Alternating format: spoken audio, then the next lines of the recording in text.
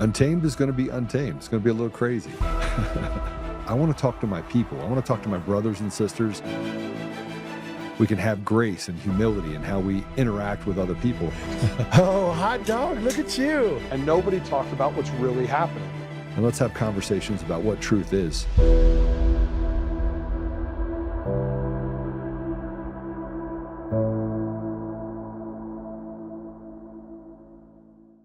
Well, welcome back. I'm sorry I'm not back in the office yet. I'm a little bit remote, as they like to call it. We're going to, I'm sure many of you have seen the letter from Peter Tickton to President Trump. I had not realized, and maybe it was just an oversight on my part, but I had not realized that it's never been challenged, and that the Constitution allows for presidential pardons and the capability to have a pardon, but it's never been challenged. And if you look at the wording, it does allow for there to be a checks and balance system between the states and the federal government. And so as I'm reading, and I'm going to read much of the letter to you today, I started to get this feeling in my of why has this not been challenged? Why in 249 years have we not challenged any sort of state prosecutions? And I'll tell you why, because we've never been in a place where we've had this sleeper cell mentality, which can only be described as a sleeper cell mentality, and where you're dealing with kind of these unknowns, is this overtaking of who we are as a nation. But here's let's get into the letter real quick. And we'll just start with this post that I put up. And, I didn't want to take away from the fact that it is closely related to Tina Peters, but it's been a very difficult 5 years. I'd be lying if I told you that it's been this easy kind of walk. And I have taken some massive hits. I have had people call me a liar. I have had people defraud me. I have had people say that I work for the government. I've had people have said all sorts of crazy things about me. And I learned something today that kind of shook me a little bit. And I still need to check and make sure it's true, so I'm not going to report on it. But a person that I thought was, tried and true and absolutely doing the right thing, turns out was an informant. and so I look at it and go, man, what else could happen in the midst of all this? And who's really on our side and who's not on our side? So I wrote this post as breaking free Tina Peters. I've waited 5 years for concise vindication. Now I know it is coming. Someone tell the treasure hunter to wait for the knock. He's the first run of lawsuits we were filing. They defamed me for 5 years. They canceled me. They called me a liar. They came for my family. They attacked my friends. I want blood, and I have no room in my heart for forgive these demons on both sides of the aisle. Patrick Byrne, none of this happens without you. Thank you. Lots of others to thank, but I'm telling you all now, Patrick led the way quietly and humbly. A lot of people take credit for what Patrick did. They don't really talk about the things that he was involved in. He did a post a couple days ago where he talked about taking down most of Wall Street. And it's not untrue. It's very, very, very true. But let's get into, because today's going to be kind of a different day. We're going to talk about Tina Peters. I know there's some things that are happening right now with Tina. I truly believe that she's going to be out. Jena Griswold, at a minimum, will be the first one to be arrested in Colorado. I think she's going to spend a couple decades in prison. Then you have to look at Jared Polis and Phil Weiser, who's probably the most corrupt out of the three of them. And then what's going to be the consequence for someone like Dan Rubenstein? And then what about who was a DA in Tina's deal? And then what about Matthew Barrett, the judge, and the investigators that hid information? And then there's this other guy, Matt Crane, whose wife worked for Dominion and Sequoia before Dominion with Eric Coomer for nearly 18 years. So, as I started putting together this puzzle and looking at who's who, and I just started to get to a place where I went, okay, maybe, just maybe, it's all going to come crashing down. But the second part of our show today will be about a LAPD police officer that the feds went after for doing his job, kind of like they did with Chauvin up in Minnesota, but this was a federal crime.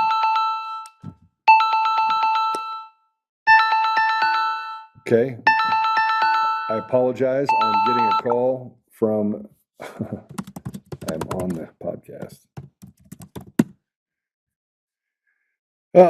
Okay, let's go back to the letter real quick. We'll put up page 1 for it. This is a...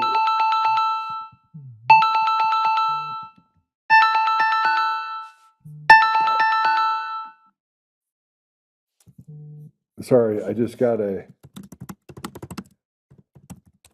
I can't do two things at once. If you're wondering why there's a thing, I just have Stephanie Lambert, who's going to join us with Trevor Kirk. Guys, if you guys could reach out to her to let her know or find out what the problem is as she gets on, I'd appreciate it. So let me read this to you. This is the letter from Peter Tickton, who is Tina Peters' lead counsel. It was dated December 6th, and this is a supplement to application for presidential pardon for Tina Peters. No application number has been assigned yet. Dear Mr. President, I know you are aware that Tina Peters is a 70-year-old Gold Star mother and that her trial was a travesty, where she was not permitted to raise her defenses. I could go on as to her character, but I prefer to take this opportunity to explain why Tina Peters is a critical and necessary witness to the most serious crime perpetrated against the United States in history. They stole our whole country for 4 years. Dominion and its employees operated an illegal operation on our soil, which was supported and controlled by foreign actors. The Colorado Secretary of State, Jena Griswold, aided and abetted Dominion and foreign countries that targeted Mesa County Clerk Tina Peters. First, Dominion directed Ms. Griswold to assist in deleting all data from Dominion brand election equipment by ordering a statewide trusted build. Secondly, Dominion demanded criminal charges be brought against Clerk Peters when it discovered that she had only one copy of the 2020 election conducted on Dominion branded equipment. She had the only copy, sorry. Clerk Peters' copy of data was lawful, and she was entitled to image and preserve the 2020 election data pursuant to the contract Dominion signed with her as a clerk of Mesa County. Moreover, Clerk Peters was required to preserve the evidence of the election for 22 months pursuant to federal law 52 U.S.C. 20701. Clerk Peters' lone copy of the Colorado 2020 election is essential. Moreover, as it explained below, regarding current investigations, Clerk Peters is a necessary and material witness. She could testify as to the chain of custody, corroborate recent responses to search warrants, etc. I want you to pay attention to what you said about search warrants. The second thing goes on here. He goes, the biggest picture of Venezuela, China's 20-year plot to overthrow the United States. 20 years, by the way, takes it back to 2005. And for those of you that don't know, this is in the letter, but don't know, is that Smartmatic acquired Sequoia voting system, and the first thing they did is they went and hired a drug-addicted guy that had a very shady criminal past named Eric Coomer as their chief architect. Now, Eric Coomer was just doing websites for small businesses, so I'm just trying to figure out how that would qualify him to be a chief architect. But there's more to that, but we'll get to that in a minute. The biggest picture of Venezuela, China's 20-year plot to overthrow the United States. On December 2nd, 2025, the United States government released the public version of Hugo Carvajal Barrios' proffer. The proffer disclosed the ongoing national security investigation that included Venezuela, Smartmatic, and Dominion. Mrs. Carvajal served as Venezuela's Director of Military Intelligence as a deputy of the National Assembly. Carvajal stated the Smartmatic system can be altered. This is a fact. The technology was later exported abroad, including the United States. Carvajal was referred to the Dominion brand equipment and the Dominion company. In 2006, numerous Venezuelans worked for Smartmatic were deployed to the United States. By the way, this was in Chicago, and given visas and began modifying the Sequoia brand election equipment in Chicago, Illinois. A faction of the United States government knew that one of the Venezuelans, Ronald Morales, and other Venezuelans were requesting visas for the purpose of accessing the United States election equipment.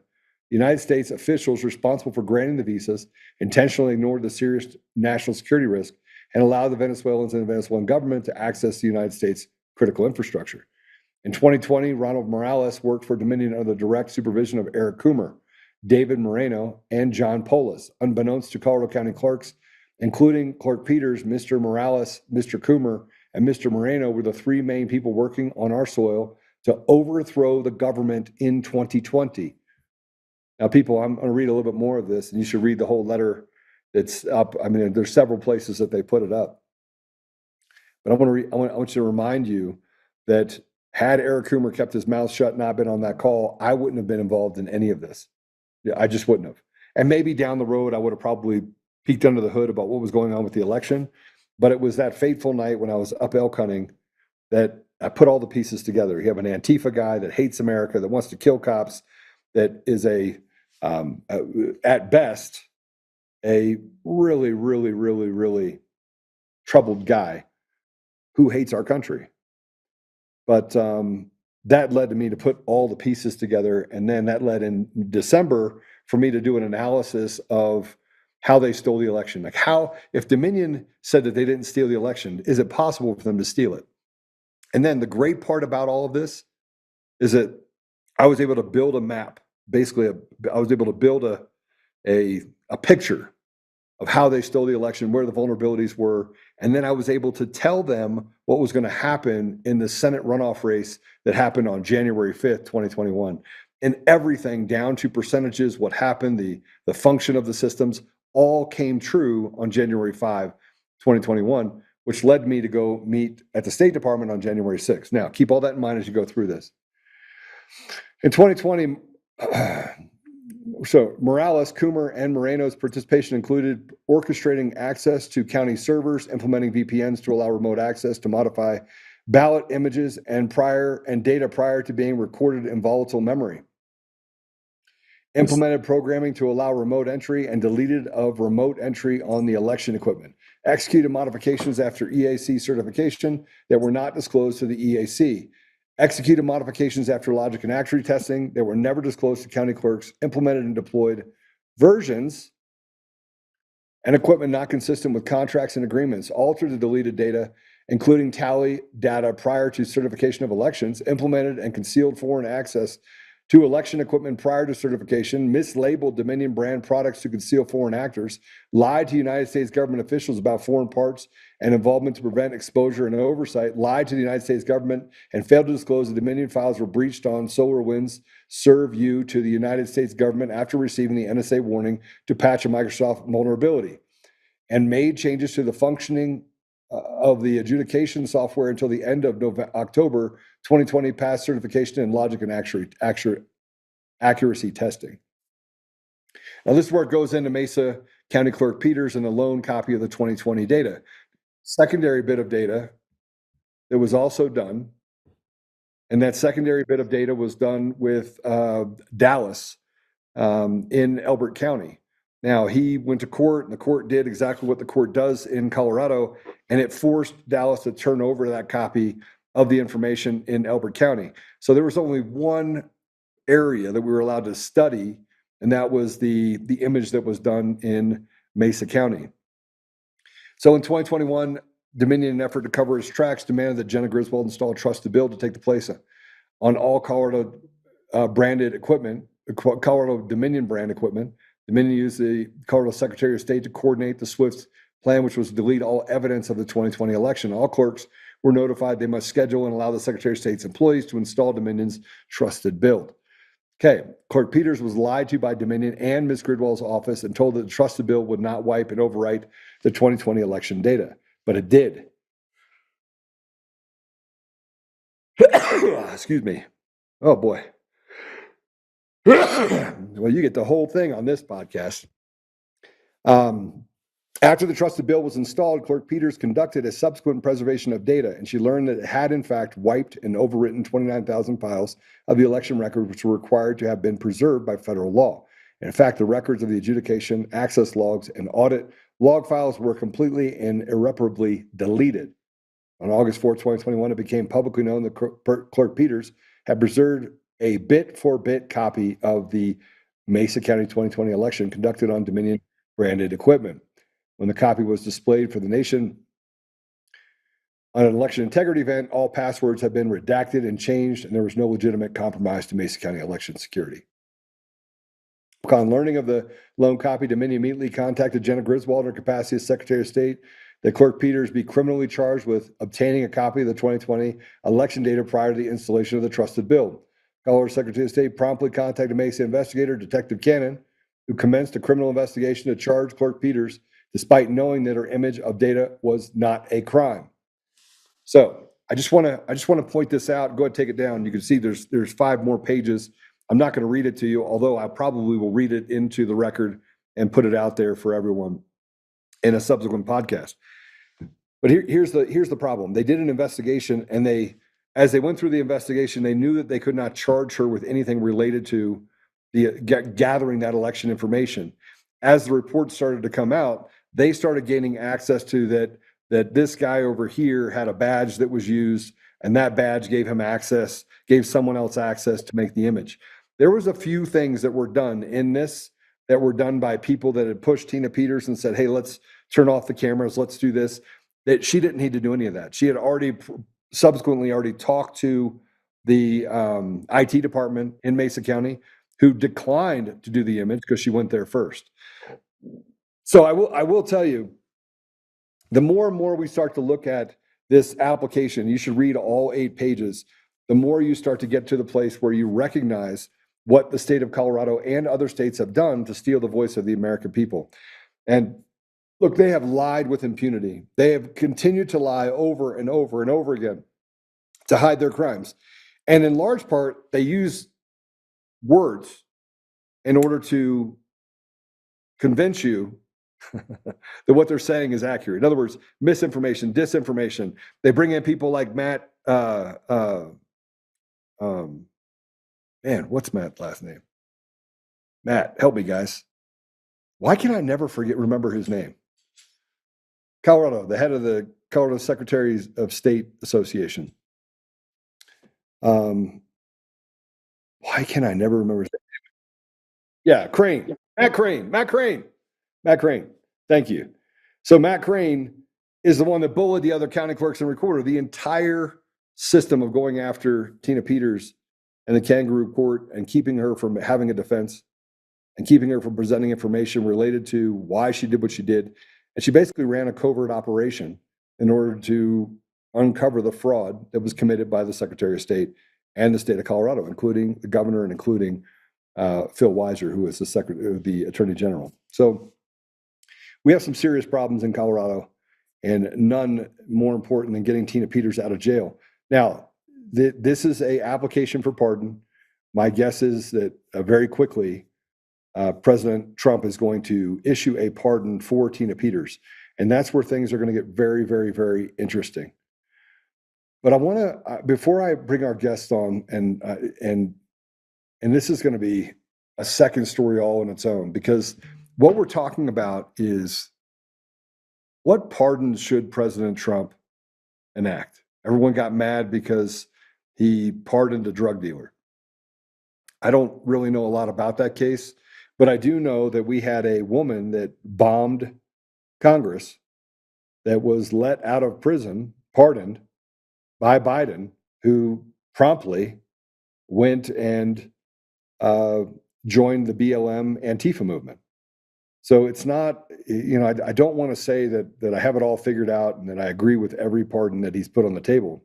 But I think anyone that is fruit of the poisonous tree, anyone that got railroaded by the Department of Justice, or injustice, as you could call it, I think every one of those people should receive a pardon. I believe Joe Biggs, Stuart Rhodes, these are 2 men, among others, that got a commutation of their sentence, did not get a full pardon.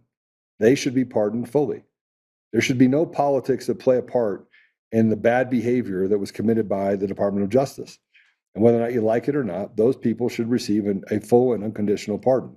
I think Tina Peters should receive a full and unconditional pardon. And I think the president does, as it is spelled out in this document, has the power in order to do that. But we have to get to the place where we start looking at why. I put up this post. I came across this video, and I've always had a thing where I started looking at game theory, and game theory is really not. It's not really a theory. It's actually math. So I wrote this up. I said, I came across the video from Professor Ying on game theory. It's a masterclass on when the deep state refused to fully pardon J6 leaders like Joe Biggs and Stuart Rhodes. Watch, in a zero-sum world where only one side wins, alignment is your unbreakable edge. Allies don't defect. They're locked in because betrayal flips the board and costs everything. This is why you don't see anybody that's basically getting off the train. You have people that are going to jail that are Democrats that did things wrong, but they don't flip because they know what the outcome would be for the rest of the people on that board. Biggs, with his Proud Boys, and Rhodes, the Oath Keepers, aren't just guys. They were leaders of parallel militias, ideologically synced like hawks on a wire. Pardon them fully, they cannot let that happen. They need to crush the alliance to preserve the fraud against the American people. Game theory isn't theory, it's math. They calculated, kept them caged as symbols, dangled partial mercy to sow doubt, preserve the alignment that crushed dissent. In other words, the machine is still intact, even under President Trump. So lots of pardon need to happen. We must strengthen the alliances of good and accept the reality of the evil alliances that are within our ranks. So I want to play this quick video. It's just a couple minutes, and it gives you a better idea of kind of how I see things that are going forward and why it's been so difficult to kind of turn away from some of the things that we're dealing with in the political realm. All right, go ahead and play it. Let's do game theory. Game theory is just a study of how to win games, okay? It's a very general thing. Let's do a thought experiment and just say there's about 1 million people in the world, okay? There's 1 million people in the world all trying to win the game against each other, but only one can win. According to game theory, the best way to win a game is by, does anyone know? Cheating, okay? If you follow the rules, you will never win the game, you have to cheat. And in this game, the best way to win is by coordinating with other people, right? Because everyone's playing by himself. So if you can work with other people, then that gives you a huge advantage over everyone else, right? The problem with this is the moment that people start coordinating, it forces an arms race of coordination. So maybe these few are working together. These 4 now are forced to work together, which now forces these 5 to work together. If you are the first to work together, you get screwed in the process. So if you cheat, you have to cheat secretly. You have to coordinate without people knowing you're actually coordinating together. You have to conspire secretly. And there are different ways to collaborate secretly, okay? So let's look at examples. So family is one example, right? Another example is religion. If you have a leader, if you have a similar race, ethnicity, you have a similar language. Okay, so these are examples of how you get people to coordinate together. The problem is that these are all obvious to people, which forces them to do the same thing. But there's a strategy that you can use that allows you to coordinate secretly and defeat all your enemies. And this strategy is called transgression. Transgression. The breaking of taboos, the breaking of social norms, the breaking of social laws. Okay, so let's study this concept. The theory is that the greater you transgress, okay, this is the level of transgression, the greater your cohesion, which leads to synchronicity. Okay, that's a theory I want to propose to you. All right? All right, so what I want you to consider is that game theory is kind of where we're at right now, and that math is what they've used in order to capture different parts of our society.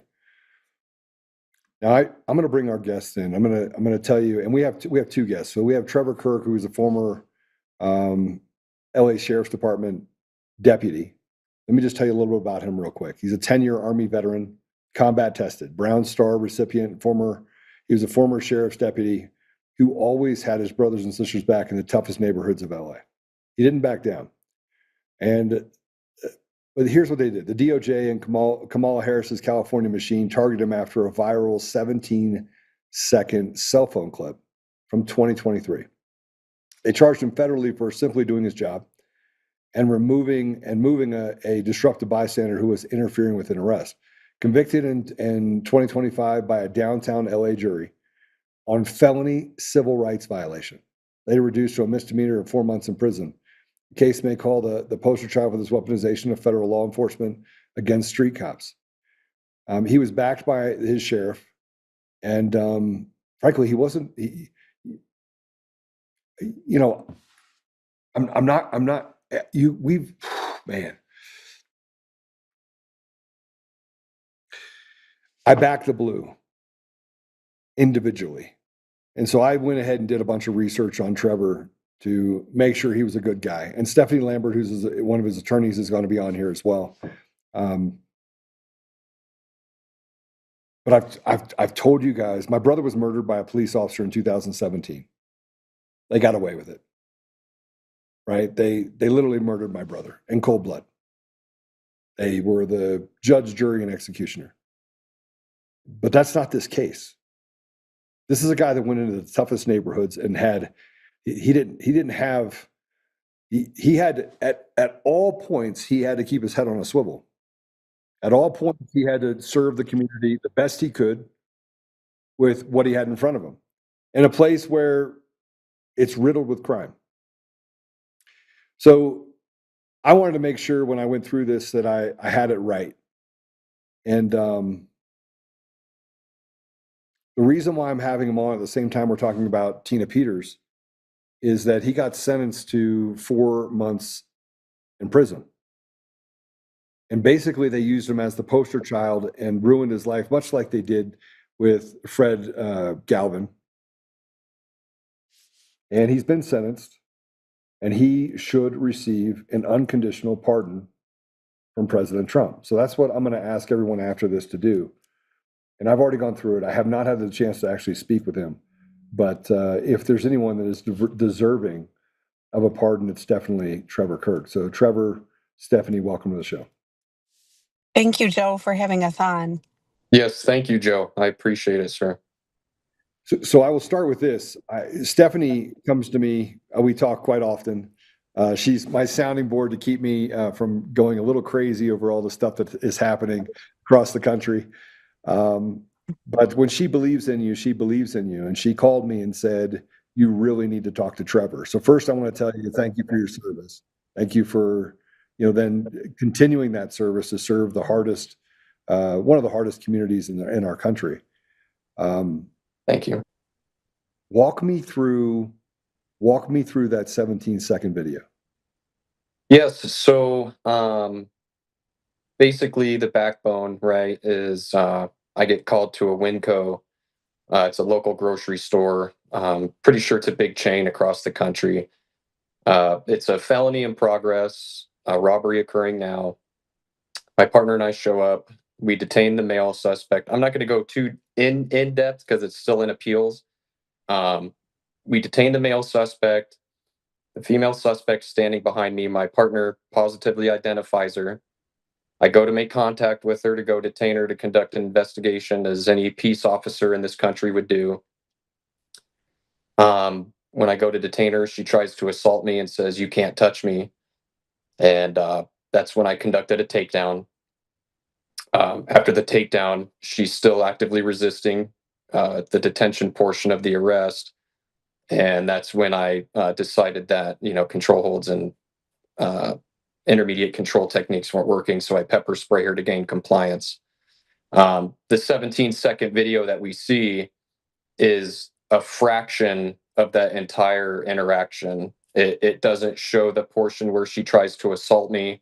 It doesn't have full audio of everything she's saying. It doesn't show her the up close. A peace officer is going to look for small indicators of fight or flight, which makes us do what we do when it comes to force and when it needs to be applied.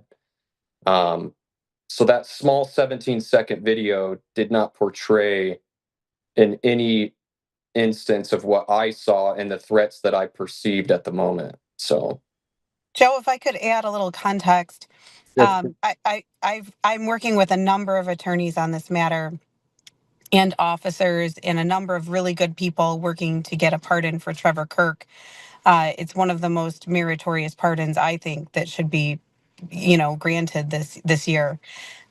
When Trevor and his partner were arriving and dispatched, the reports all indicate that these two individuals that had just committed the robbery had already assaulted the store security. So they had already been violent, and they were informed of that as they were arriving on the scene. And when they arrived on the scene, the male suspect was compliant, put his hands behind his back. They took him into custody. And it's really clear from the other video that the media didn't show that as Officer Kirk was directing the female suspect to comply and put her hands behind her back, she had out her phone. And then as he went to take her into custody, she tried to assault him. So she had already assaulted with the male suspect the two people inside the store, and now she tried to assault Officer Kirk. And then and there was a witness that testified at trial. I didn't try this case. A fantastic attorney named Tom Yu tried the case before the LA jury. There were experts that said Trevor used all of his trained techniques to take her into custody, the least amount of force possible, but this was an armed robbery. And what happened following that is the warrant request was sent down for the two suspects, and rather than the LA prosecutor charging the two individuals with robbery or with assaulting these store clerks or with obstruction of justice or any of the charges they could have been charged with. Rather, they contacted the Biden DOJ, where there was a line of action on officers to silence them, make them afraid to do their jobs. And Officer Kirk was then charged with a civil rights violation, and it was tried before an LA jury, where unfortunately he was convicted and didn't really get a fair. Obviously, this wasn't fair. He was just doing his job. So as a result, Tom Yu has that matter on appeal. He does have a 4-month sentence that he's supposed to report for in January. And hopefully the appeal gets processed rather quickly, but those take a long time. And that's why we're trying to obtain a pardon, not only for Officer Kirk, but for every officer that goes into work every day and wants to have the ability to be comfortable that when they go to perform the very trained techniques that they spent months learning and follow all protocol and policies, that they aren't going to be charged federally and have their lives ruined. I don't think you could have said it any better, Trevor. Sorry. So let me ask you a question that I think that everyone wants to know. When you how long were you on the job at the LA Sheriff's Department before this incident? So before the incident, I was on for coming up on a little over 3 years, coming up on 4 years. So I graduated the academy in January of 2020, and I spent a little over a year and some change in the county jails. So our department, we start at the county jails, you put your name out for patrol, and then you wait for your custody list to start, or I'm sorry, your patrol list to start. So I was on for a little under 4 years. I was out on patrol for a little over a year, and which 6 months of those was patrol training. So by myself, it was a little over 6 months. Okay, so when you got into the situation, what was the circumstances of the robbery? What did they steal? Or were they So you got it's called an Estes robbery out here in California. So whenever somebody tries to use force or fear in lieu of shoplifting, it's elevated from the misdemeanor shoplifting, depending on the price, and it gets elevated to a felony robbery. So from my understanding, they were stealing items at self-checkout. They were confronted by store personnel. They got upset, spit in their face. And there's that force and fear element while stealing items from the store. So, and then that's when we were called after she had spit on the employees. So isn't that a crime by itself, the spitting on employees? Yes. So even if, let's say, they put the items down and they weren't stealing the items anymore, it's still a battery. You're committing a battery. It's a misdemeanor not committed in our presence. So it's still a crime. And were either one of them ever charged with a crime? They were not. They were arrested for the charges, but Gascon did not follow up and charge them. So you got hung out to dry by your superiors. Yes. Well, it's more than that, Joe. What I've been told is that the superiors actually contacted the Biden DOJ and requested that Officer Kirk be, used as an example and charged. So can you imagine you're in a store in a violent area, you're, just a cashier trying to get through the day. And when a robbery like this happens and your own employees get assaulted, the lesson they all learned is that if you call the police, if the police actually take people into custody, that the police will be charged with a crime, right? So what kind of message does that send to so many people, not only the officers, but the community, where businesses are just trying to get through the day, the clerks are trying to do their job, and it's violent. It's awful. Yeah, I mean, it doesn't. I grew up in an area where it was, anything could happen. You could be shot on the street because somebody just pulls by and wants to shoot you, right? So and you're in the middle of that. What part of LA were you in? Were you patrolling? Yeah, so I was patrolling. It's Lancaster, California. Right now, it is the busiest patrol station in Los Angeles County, and that derives from any crime you could possibly fathom: murder, assault with deadly weapons, with knives, guns, baseball bats, vehicles. Um, the amount of car crashes, dead bodies. It. I described it because I went and did a proffer with the FBI. I described it as a war zone, and it truly is. And the people that this affects the most, yes, it's shaken my life to the core, but it really affects the people of LA County out in the Lancaster, Palmdale. They're two neighboring cities. It's the Antelope Valley. It affects them more than it affects me mostly, and that's what we all signed up to do, is to serve the community. And when they do this to law enforcement, they're not just hurting one person, they're hurting the community that's suffering out there. People are getting murdered in broad daylight in droves in Lancaster, and they're taking deputies off the street to serve a political a political statement. And it's sickening. It's shameful. So Trevor, where did you do your deployment? So, no combat deployment. We went to Korea. I was stationed up at Fairbanks, Alaska. And then when Kim Jong-un was shooting rockets over Japan, they sent us over there kind of as like a, mobilization, get some troops on the ground over there in Korea, and just hold it down. So Would you say that Lancaster is as dangerous or more dangerous than, say, Iraq? yeah, maybe, obviously during the surge, that might have been a different story. Those guys were putting their lives on the line. But towards the later years, when things got a little more stagnant and stabilized, I would definitely say that some portions of this country have gotten worse than an actual militarized war zone. I would definitely say the streets are a very dangerous place for peace officers right now. All right, Not so just from criminals, but from, the politics that are at play here. well, I mean, let's just talk about it. This whole case against you had a chilling effect on other police officers. So I assume Oh. that crime in Lancaster has gone up since this case began. Yeah, I'm a little out of the loop, but I follow these, everything's on social media these days. There's these guys that go around, they call themselves the scanner news guys.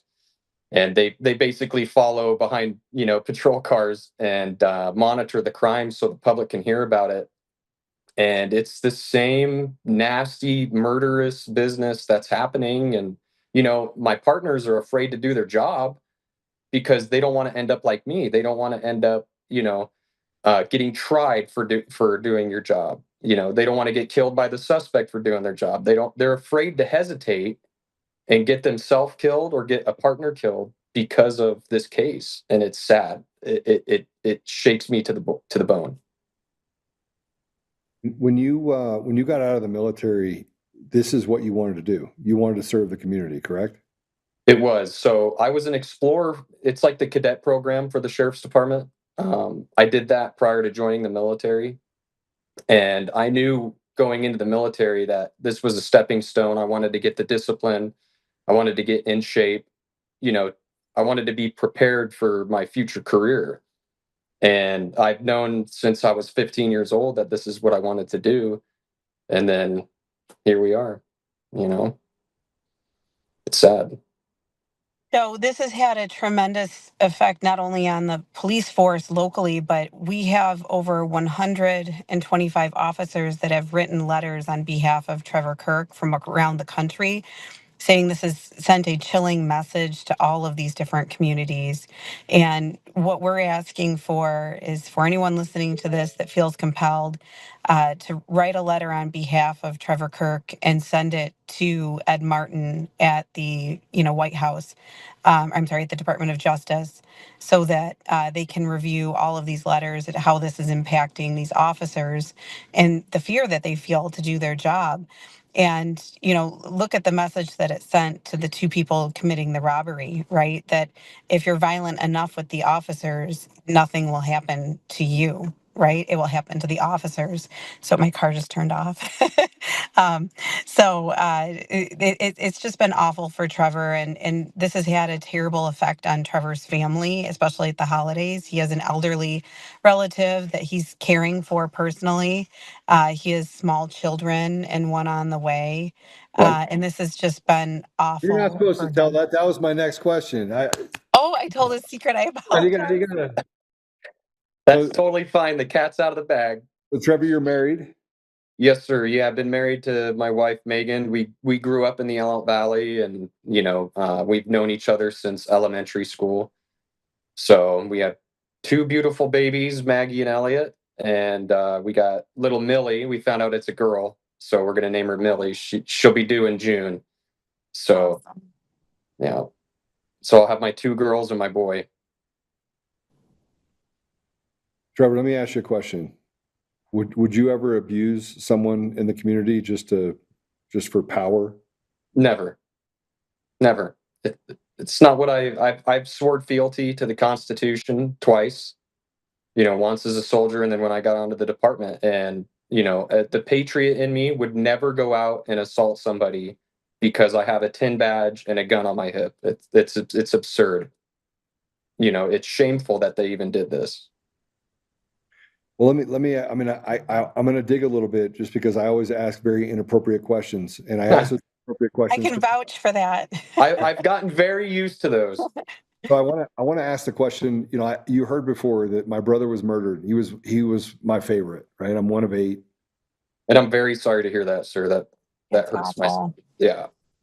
And so I have friends that are police officers, and they're just amazing, right? But they have to deal with officers that aren't amazing. Yeah.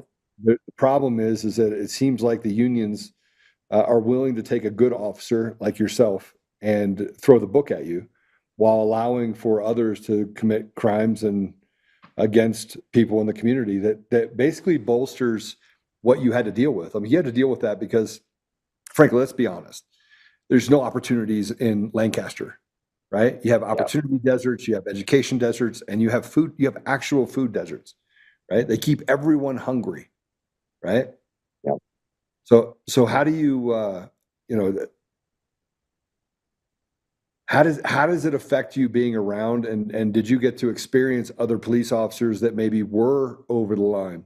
And did that bring you back to some of those experiences where like you turn and you say, how in the world is I did what I was supposed to do here, and you guys let these guys get away with X, Y, and Z? So fortunately, during my, I was only on for 3 years. I've heard of absolute horror stories, right? And every deputy that joins LA County, you hear about it. During my tenure on, I did not see really any misconduct. I was fortunate in that way because, but I have seen deputies that have committed crimes, and I've actually arrested deputies that have committed crimes.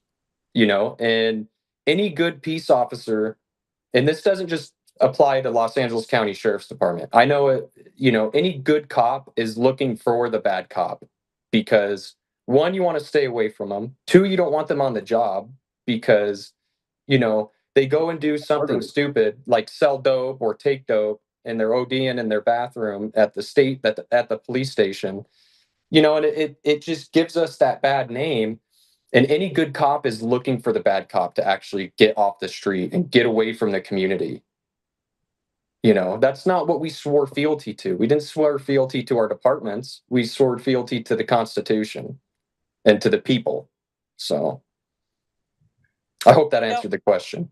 Joe, I'll have to send you the letters that have been written on behalf of Officer Kirk, because so many officers said he's just, this upstanding guy that does his job like he's supposed to. And I think we're all kind of getting that here. He's just a nice person that does what he's supposed to do. And that's what all of these glowing letters say, that his character is impeccable. He's never had any issues before. So this is just awful that this was done to him by the LA district attorney and the Biden DOJ. Why do you think they made you an example? Like, why'd they pick you? Is it because you have that, I want to say squeaky clean, but you have that clean mentality? I mean, do you think that they really just wanted to go? I mean, why? So this has been going on for 2 years, right? I've had a lot of time to sit and think about what the whys. It's very hard for me to pinpoint why. I think it was just the perfect storm. White LA County Sheriff's deputy takes down a female black suspect. They had a perfect snippet of just, in that view, it looked like I just ran up and took her to the ground, which wasn't the case at all. And it was just the perfect storm, unfortunately, and it just ties in with certain politics, especially out here in California, where they want to make us look bad, and I just fell into that perfect storm, unfortunately. Yeah, I've watched the entire video, and I would have done exactly what you did. And I think that's what, and I know that there's a temperament, there's a temperature that exists in the community. Yeah. And it's, I like to equate it to this. The community is looking for their pound of flesh, right? They feel betrayed. They can see it, smell it, taste it. And then somebody comes up and sticks a stick in them. They break the stick off, so that's infected. I mean, sorry, this is a long example, but it's what I know poorest of communities actually go through, because I grew up poor, right? So then somebody walks up, whispers in their ear, it's that white guy over there that's the police officer. That's the problem. When in actuality, it's the people that work within the community that have betrayed the trust of the community itself and taken away the ability for them to have opportunities. And opportunities is the key that leads to people, living a productive life, right? Because they feel like they're purpose. No, absolutely. I agree. And, any street cop's going to know that, you get your distaste from the public from every here and there. And my argument to them would always be, look, I'm here to enforce the laws, right? I don't make the laws. If you have an issue with the laws at hand, take it up with the lawmakers that you guys keep voting in place. It's not police officers' fault that we're going and doing a job that, oh, well, you signed up for it. Yes, I did. I signed up to defend the Constitution and to defend, the state and, but when they come at peace officers, it's misguided anger. Bring it up with your lawmakers. They're the ones that are kind of holding you back. So, Joe, I think it's actually, there's a bigger picture to this with under the Biden administration, all of the illegals with, let out of prisons, we're learning that were brought into this country. I think it was designed to weaken police forces, right? Because if you target people like Trevor Kirk and he's afraid to do his job, now the entire force is afraid to do their job. And then they slowly quit, find different careers, and then no one wants to replace them. So you've weakened the police in the country, and it was a way of destabilizing law enforcement as a whole. Right. And we saw the targeting and the line of action with other agendas as well. Right. Any doctor that recommended certain treatments during COVID, their medical license was targeted. If you were an attorney and you stood up on election matters and represented clients on unpopular causes, they went after your law license. So I think this was much bigger than trying to address accountability with officers, because Trevor Kirk here followed protocol. It was to silence and put in fear the officers as a whole. And sorry, to add to that, right? So my partners, after the conviction, they were turning in their pepper spray, right? They didn't want to get, and this was hundreds of deputies all across the county. They were turning in their pepper spray saying, I don't want to get a felony. Deputy Kirk did exactly what he was trained to do. And you're going to put him in prison for doing his job. So they were turning in their pepper spray. They boycotted Baker to Vegas, which is like a countrywide renowned running event. They boycotted it for the conviction and to show support because, they weren't going to go strike. We can't strike. Peace officers can't do that. It would be full anarchy if they did that. But what they did is they boycotted Baker to Vegas as a show of force, saying, when's the line going to be drawn when you're targeting cops for doing their job? Well, that leads me to another part of this, which I think we have to examine. It's not just the finding of guilt. It's there. This took a little bit of a turn where you can see the weaponization up front and personal by the judge himself. So Bill, is it Assaili, the new Trump-appointed U.S. attorney? Yes, Bill Assaili. So Bill Assaili moved to drop the case entirely after reviewing the evidence. And even the original prosecutors agreed to throw it out on appeal, right? To dismiss it on appeal. You appealed it, they were going to dismiss it. The judge steps in and says, no. Why do you think the judge moved against the attorneys and said, no, we want our pound of flesh? Well, Joe, this is Judge Stephen Wilson that you're referring to in the United States District Court in LA. It was appointed by Reagan. He's elderly. His staff, all of LA is liberal, okay? But I have other experience in front of Stephen Wilson. He's the judge presiding over the Hunter Biden versus Patrick Byrne case, where Patrick had, publicly said that he turned into the FBI evidence as it relates to Hunter Biden and, negotiating nuclear weapons with Iran. And so Hunter, during his dad's administration, which subsequently he asked for a pardon that would cover this date range, right? Sued Patrick, and I think it was because he wanted access to what evidence Patrick had on him. So that judge, is presiding over that case and has made some unique rulings, and so it's not really consistent with, the Reagan agenda in when he was appointed, a million years ago. So I don't really understand what the judge was thinking, but it was more of a ruling that was consistent with supporting the Biden administration. The Department of Justice brought the charges, and the Department of Justice should be able to dismiss the charges. Yeah, I find that completely it's mind-boggling. Like, how can you have a attorney that brings it forward, reviews the evidence, have a new attorney, new set of eyes on it, and they said, yeah, we're going to get rid of this case, and they continue that case because, Trevor, you lost your Second Amendment rights. I mean, it's a felony. Yes. Luckily, it got reduced to a misdemeanor. So if hopefully I don't do my 4 months, and then I'm going to have a year of supervision under the probation. They say after the year I can get my firearms back, but it's already been 2 years since I've turned in my firearms. I lost my second. I've lost it for well over 2 years. So, and that means something pretty big to me. The founding fathers made that the second, right for a reason, and they just stripped it away like it was nothing. And I'm confined to, Central District of California. I have a good amount of family that live in Tehachapi, and now I can't even visit them. It's, out of bounds. So, I have to get permission. I have family in Vegas. I'm not allowed to see them. It's sickening. I'm stuck in a hole, and hoping, praying that Donald Trump delivers on his promise to law enforcement. And, So I think he will. I want you to do something. I'm going to give you the next couple minutes. I want you to talk directly to Ed Martin, and I want you to talk directly to President Trump.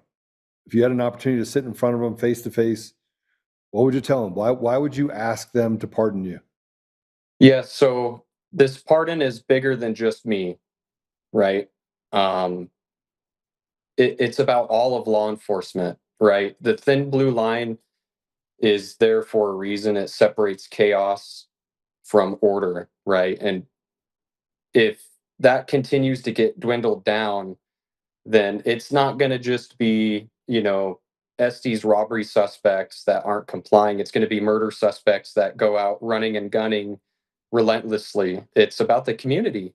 And, the pardon is much bigger than me. It's to show law enforcement that this administration cares for its deputies, its highway patrolmen, their police officers, their state troopers, even the federal agents, like I see ICE going out and doing their job, and God bless them.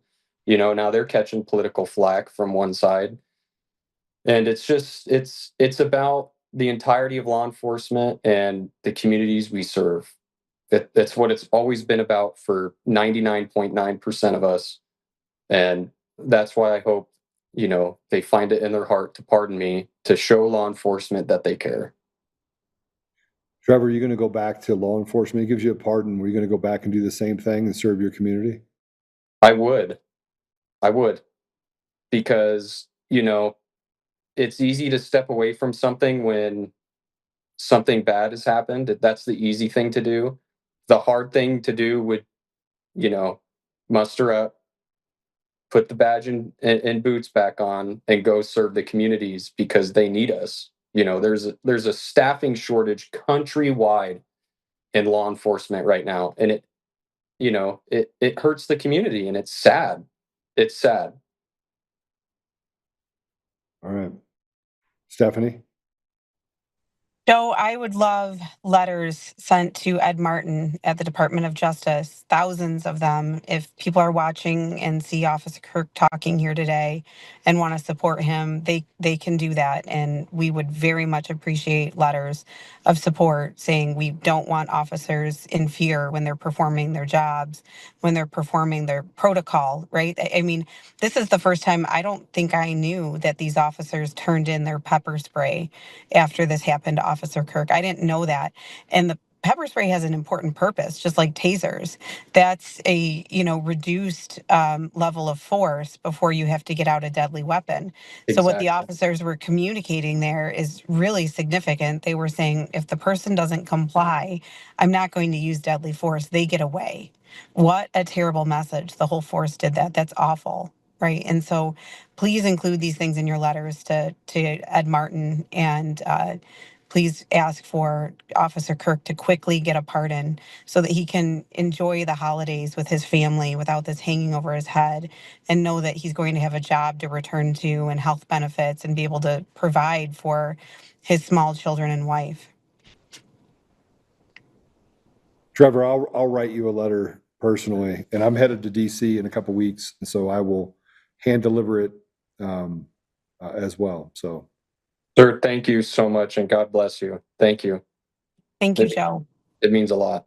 God bless you guys. Stephanie, always great to have you on. Trevor, I'll be praying for you even after the show. We finished it off with a prayer. We'll pray for you and your wife and your children and your daughter to be. So congratulations on that. Thank you, sir. All right. God bless you guys.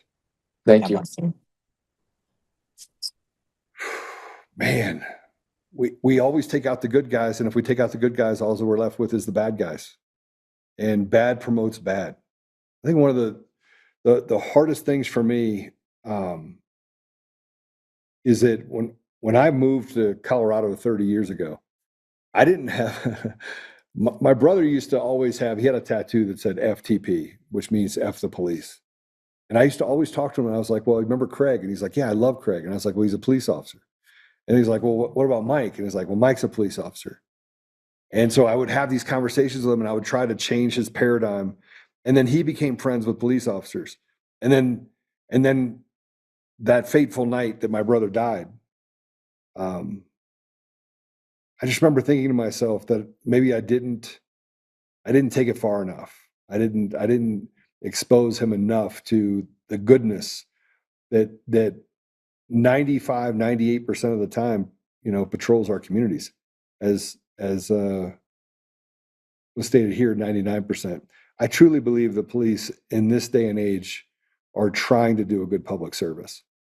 And so, if you get a chance to write a letter, you can we'll figure out a way to send the letters so that we can support the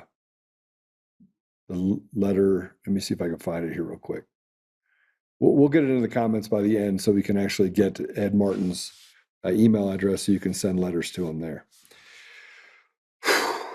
By the way, I just want to say this about Stephanie Lambert. She's everywhere. She's in Pennsylvania. She's in Michigan. She's fighting her own case where they came after her for lawfare. And she's a special attorney. She does not care. She'll fight it to the bitter end. And when I come out and I'm like, listen, these guys are not going to, they're terrible attorneys, they're terrible judges. She also finds a way to say to us, well, Joe, it might not be that bad, or this judge might actually be a good judge. So she's always very optimistic about the things that I'm pessimistic about. But she does not represent guilty people. And she has worked really hard to help Patrick Byrne, to help Trevor here, and to help so many others. So if you get a chance to drop her a line and just tell her you support her and thank you, please do as well. Okay. Lots of other stuff that I want to talk to you about today.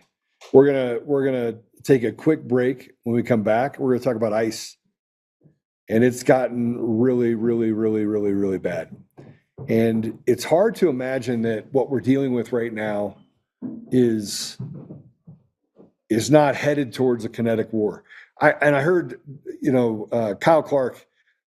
I went through and just my attorney said, I need you to document all the stuff that Kyle Clark at 9 News has said about you. And so I documented all of those. And then we went through and looked at cases or things that were brought to 9 News that may have, in a bad light, put someone that was progressive or on the radical left. And the fact that he and others there did not actually address any of those concerns. So we're going to go quick commercial break. When we come back, I'm going to talk to you about, are we headed towards a kinetic war? And here's internally, are we headed towards a civil war? And should we be talking about holding people accountable? And can there be military tribunals? And how many pardons? And who should be pardoned? Because I think that the ink's not dry yet. We're talking about Trevor. We've also got to start talking about Joe Biggs. We got to talk about Stuart Rhodes. We got to talk about other people that the Department of Justice that are unnamed, people that never thought that they even had a voice. Those people should be pardoned. Frankly, it should be a little bit of a pardon party for the roots of what's happened at the DOJ. If you find that there was indiscriminate or evil doings on behalf or misconduct on behalf of the DOJ, I think at that point you have to revisit it. But we'll be right back.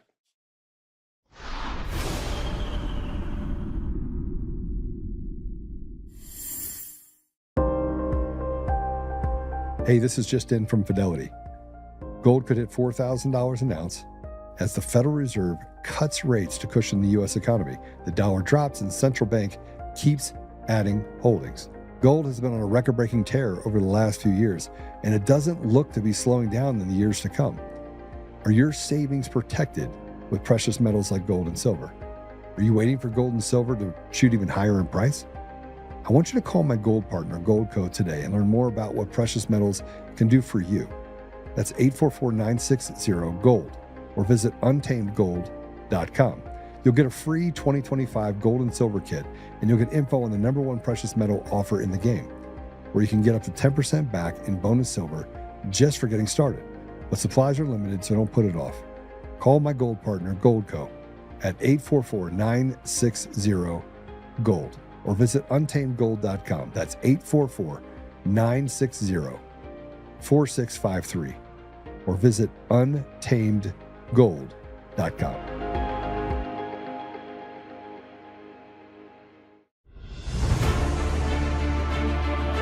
In every thread, in every stitch, Honor-Bound USA weaves the fabric of the American spirit. It's not just apparel, it's a testament to God, family, and country.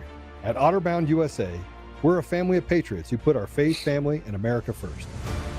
When you visit our website, you'll find a line of products that embody our commitment to pray, stand, speak, and act. As the official site for the Untamed podcast, all of our products proclaim speaking the truth with courage. We also have the powerful documentary from Professor David Clements, Let My People Go. Identify yourself as one of the few who are willing to stand for what they believe in. Join the Honor-Bound USA family today.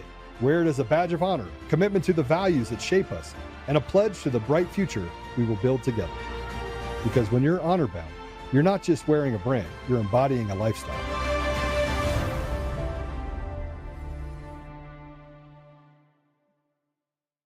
Hi, I'm Joe, Supreme Leader of DCF Guns. What is DCF Guns, you ask? We're the best damn gun store and range in the universe. Do we have guns? Okay. We have all the guns. We got small guns. We got big guns.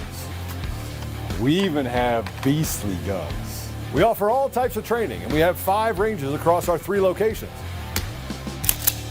I'm a good shot. And of course, we have all types of ammo. We even have flamethrowers. Woo! We offer incredible membership opportunities, and members save even more on guns, ammo, and accessories. Military, both active and retired, and first responders get up to 40% off memberships. Come join the DCF family today, where we keep the range hot and the deals hotter.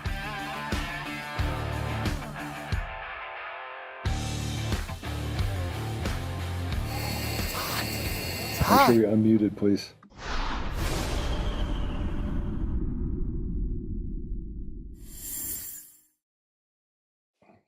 Okay. When does common sense become the norm? When do we actually get to a place where we recognize we don't step over the bodies of Americans to give rights to people who are not Americans? When do we get told that we have to support illegals or migrants that come into this country that choose not to assimilate? When did it become racist to call out Somalis where they create a community that in essence run it like some sort of gang or cartel? Now, I'm not saying that every Somali is that. I'm not saying that every migrant that comes to this country is that way. But I want to point out a few things.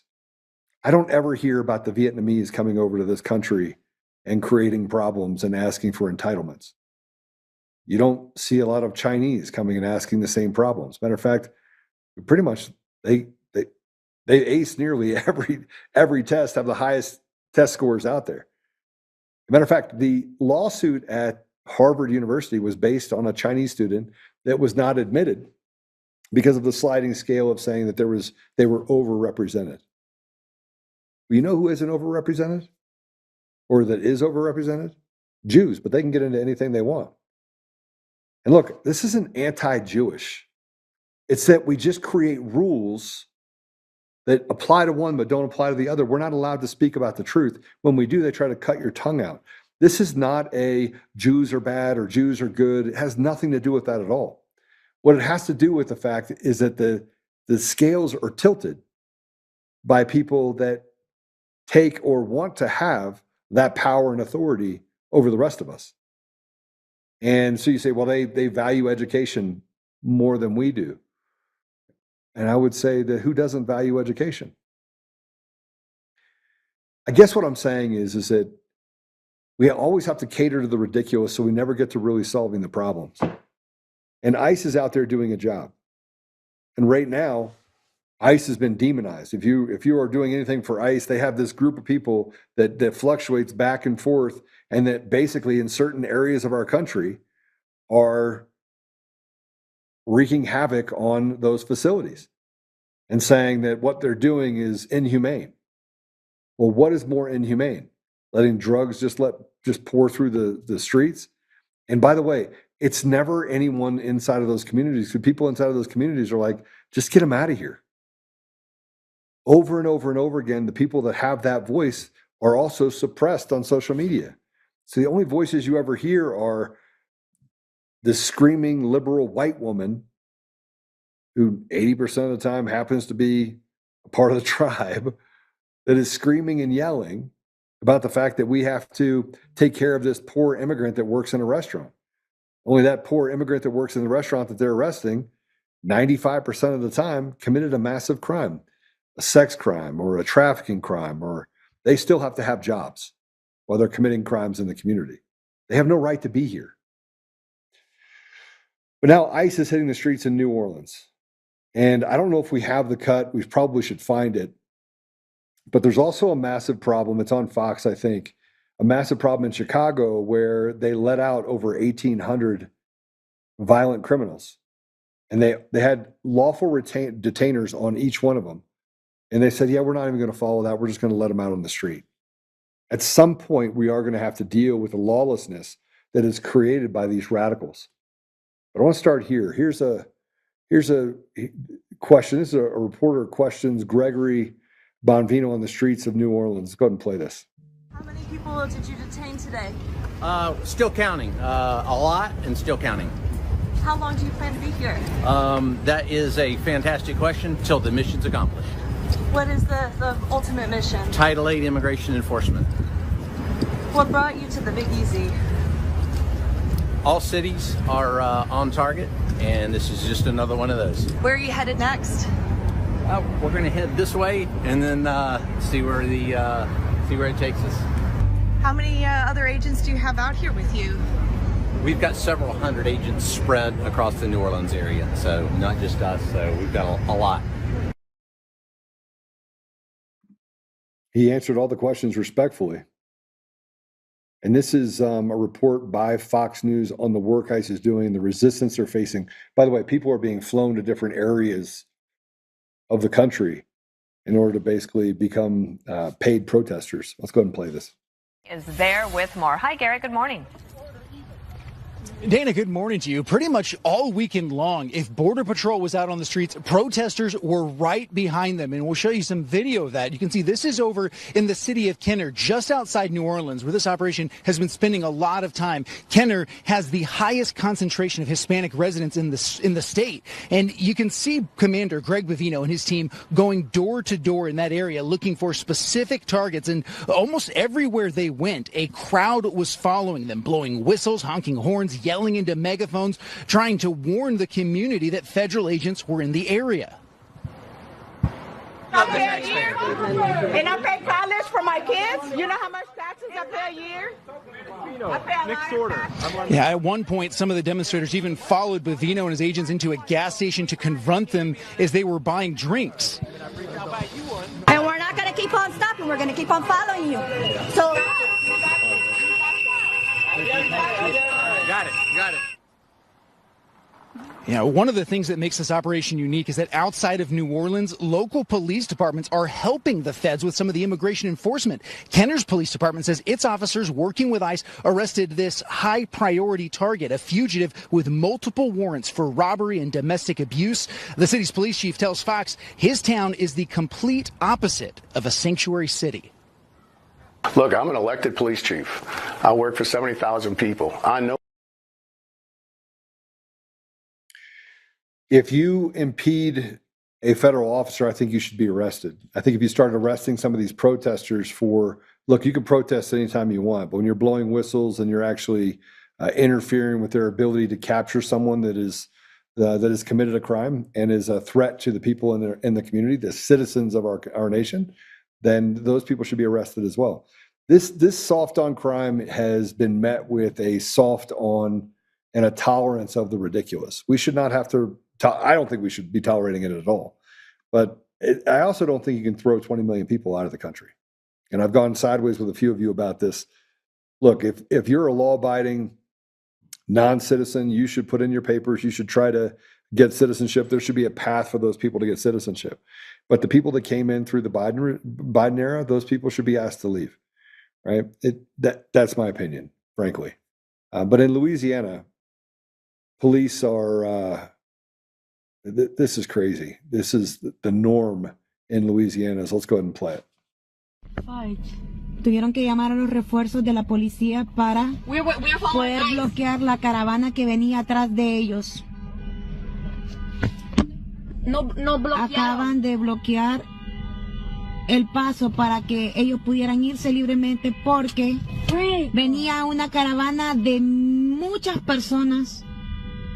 Ya se van. Ahora mismo. Ya se van.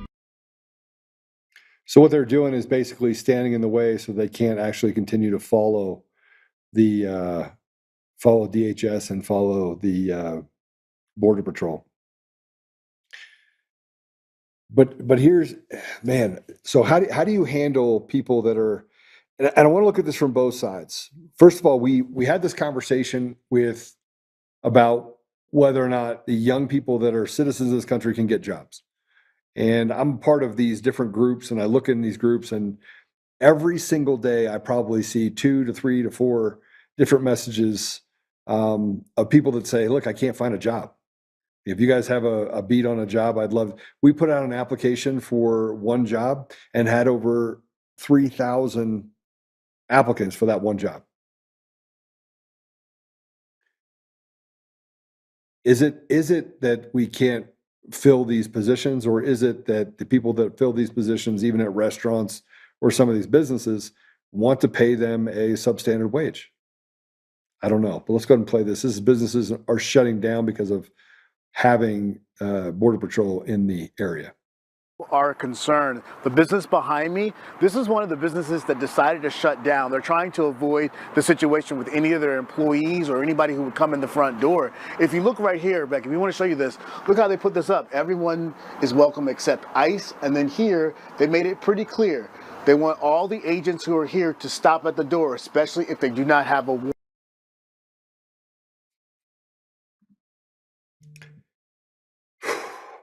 And here are some protesters that attended a city council meeting demanding that there be ICE-free zones. Let's go and play it.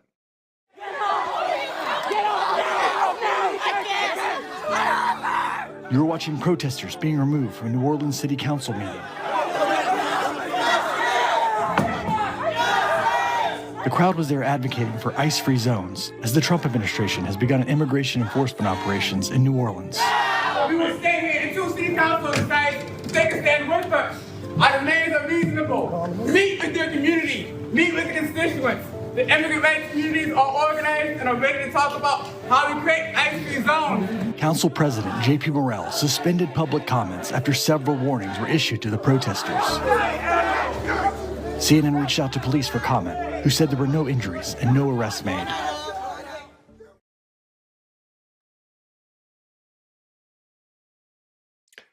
Look, I'm going to tell you something. And I think that this is going to be how I see things. A vast majority of the people that are consuming things today in society they're not texters, right? So you have these up and coming kids that want to have a job, and they're like, I don't know, I texted that person. Did you pick up the phone and call them? No, I texted because that's what I like to do. So the young people are coming into society and feeling like they get to run things. And when I was young and I came into the workforce, I was shown the door very quickly. And in my companies, I show people the door very quickly. If you tell me that I'm going to do it my way, and I've said this is the way that you need to do it, I just tell you to get out. Right? It's not, you're not staying. But today, we've built this kind of catering to young people and say, well, we have to change and we have to adapt because they don't like to do those things. That's not how it works. And the same could be said for these loudmouths that show up to these city council meetings. They don't represent the people. Here's why I know they don't represent the people. Because I get to talk to business leaders all the time. Yeah, you'll have a taco stand that everyone inside of their business is illegal.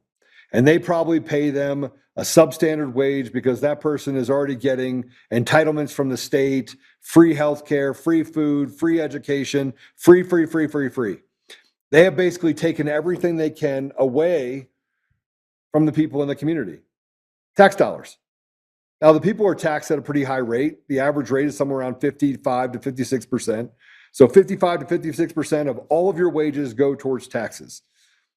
Property tax, put plates on your car, gas tax, you name it, we are taxed. Sales tax, employment tax, state income tax, federal income tax. Everywhere you turn, they have taken more from us. And we've gotten to the place where we're just done. The people are done, but we're also done with the young people coming up telling us that we're going to do it their way. Their way's not working. It's actually degrading and destroying businesses. It's destroying the community. And the people that walk around and say that, oh, you have to adapt to this, we don't have to adapt to it.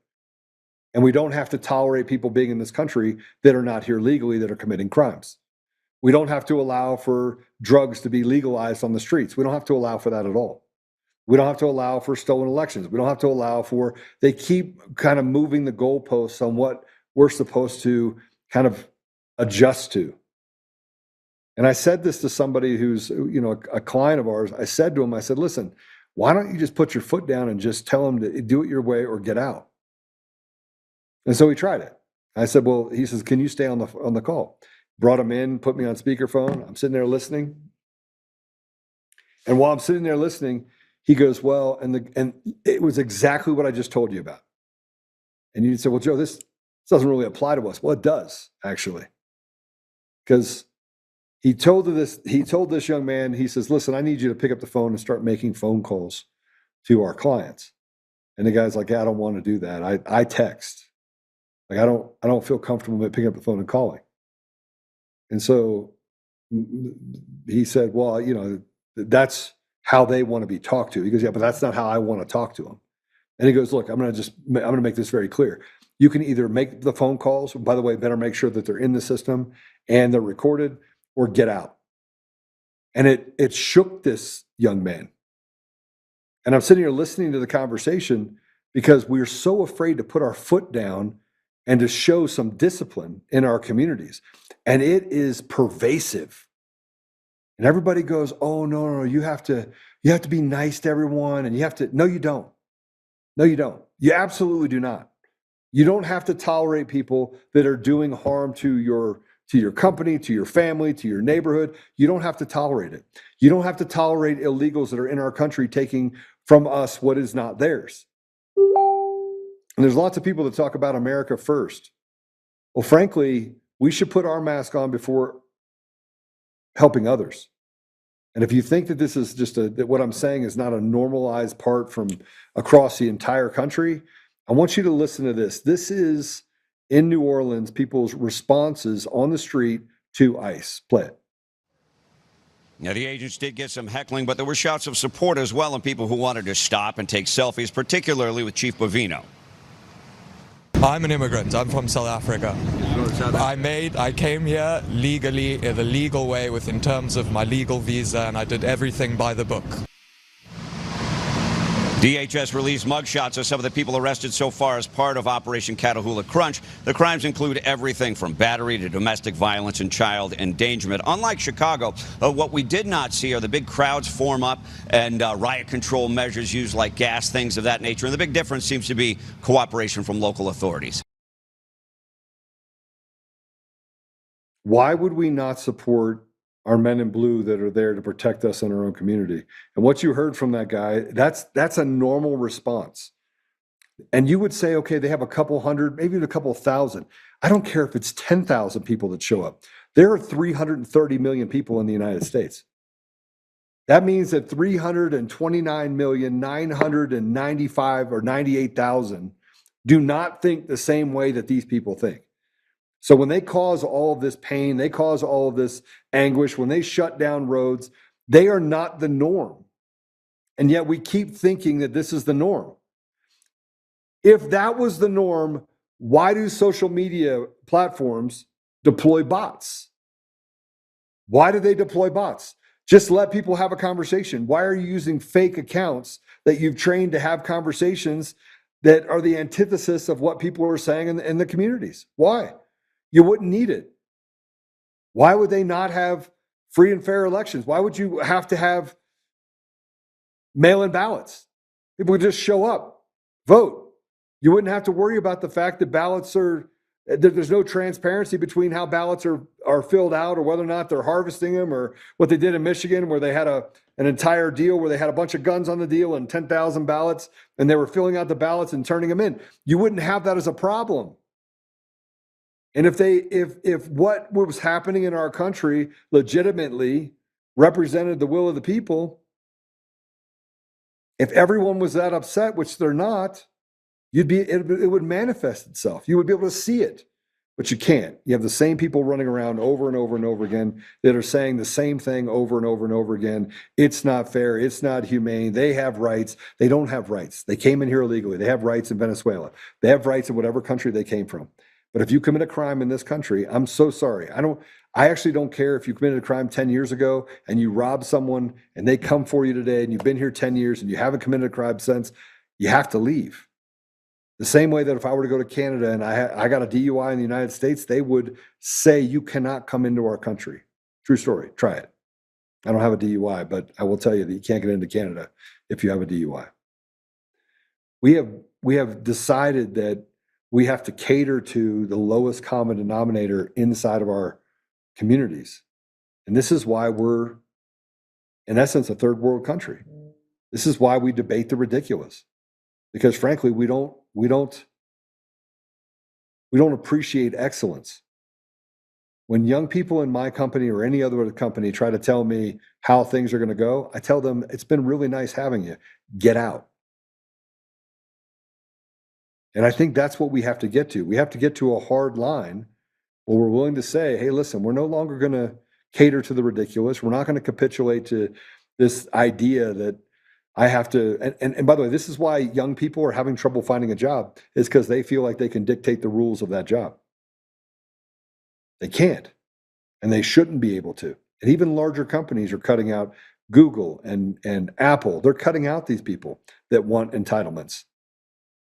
But we still have to deal with some of the symptoms that came from whatever it is that's happened in our country over the last 20 years, which is driven by all of these stolen elections.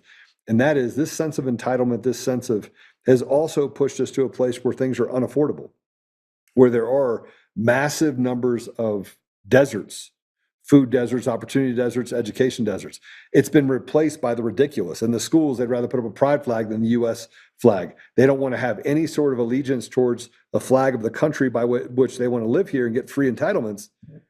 But they want to tell you that they have this ability to socially, I don't know, turn themselves into a furry. But we allowed it to happen. Here's what else happened. I was going through the video of Tucker Carlson. And I put this post up, and it all kind of flows together.